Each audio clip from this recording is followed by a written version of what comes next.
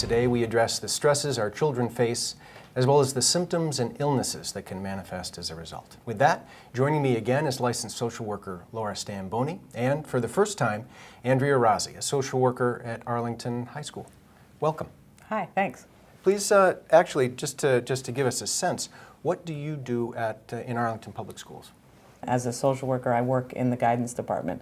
This is different than in other districts. Most districts don't have a regular education social worker, so I really have a broad job where I'm able to support any student who needs it. Most are regular ed students, sometimes special education students, and they can have any sort of issue of adolescence that we'll talk about today. Let's start with the list of common adolescent stressors that's up on the screen now. So, in referencing some of the stressors that are up on the screen, in Arlington High School's 2011 results, 38.3% of all respondents report they feel like they are under too much stress, most of the time or always, with the greatest incidence of this experience being grades 11 and 12.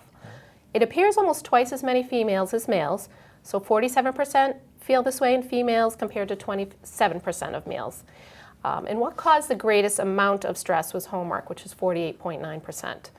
Regarding the middle school results, what was interesting was that for the most part, it seems that with each year from 6th to 8th grade, students report increasing distress about self-image, specifically fitting in, worry that they are not good in anything. Gender difference is more frequently reported by females than males in terms of the differences in how they report.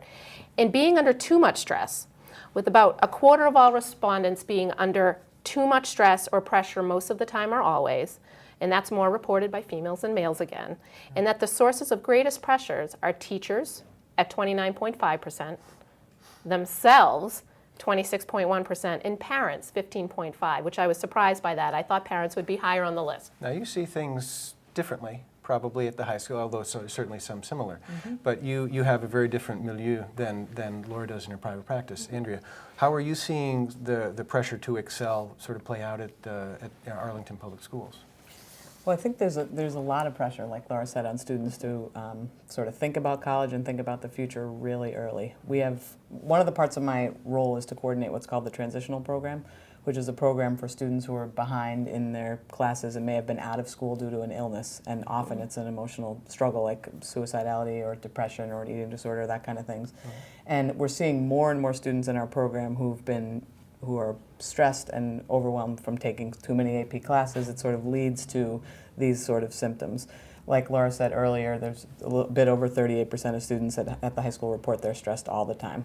I think people are also really surprised to hear that 13.8% of students have reported feeling suicidal over the past year. So we have high achieving, sort of like A+ level students who are feeling suicidal and end up being out of school and accessing our program.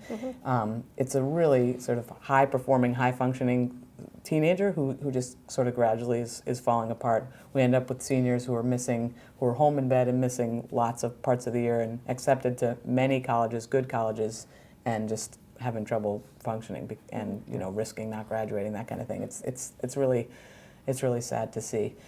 What can we be looking for? What red flags might present themselves if our kids are having a hard time? Sure. Well, I think our main concerns we've talked about today are anxiety and depression, and suicidality can unfortunately come along with that, and eating disorders.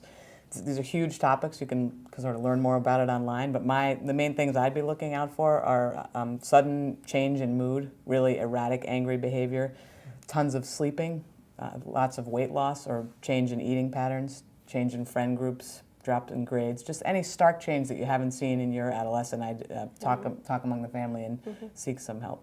Right. And do we engage them directly? Is that a time at which we go a little bit further, probe a little bit maybe? I think so, in a non-judgmental way, yeah, as you said before. I think so too, and especially anxiety, depression, suicide. If you sense or think that your adolescent is suicidal, ask them directly. The challenges our children navigate through adolescence are significant and numerous. We hope the information we've provided not only sensitizes you to some, but also offers guidance and resources should you want or need to find out more.